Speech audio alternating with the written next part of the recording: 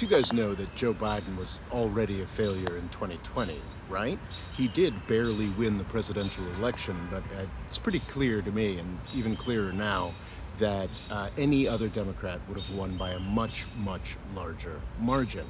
The dominating facet of the past 12 years that should have been obvious from the 2016 election on was the fact that the American public is really angry at the old establishment. And what did the Democratic Party do in 2020? They put up the most establishment guy they could find, and that's how he governed. This was a failure in 2020. Like, Trump was a dumpster fire of a president in his first term. COVID response was a extraordinary failure.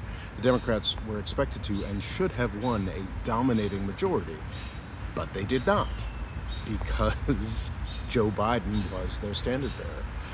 As president, Joe Biden did do a few positive things, put a few cracks in the edifice of Reaganism or what have you, but mostly he was a big, dumb George W. Bush style foreign policy president, and that was, guaranteed failure. I don't bring this up to be mean. I bring this up because the Democratic Party is making the same mistake now, being like, oh, anybody who presents anything positive, anybody who wants to change anything at all, is the wrong standard bearer for 2028. No. What we need is someone who's, super centrist, super in the middle. It's like living in a nightmare where the Democratic Party, the opposition to Trump, just wants to keep doing the exact same thing, despite the fact that it has lost to Trump twice with that playbook and barely won in 2020. Like, Joe Biden was always a failure, long before it became obvious that his brain was mush.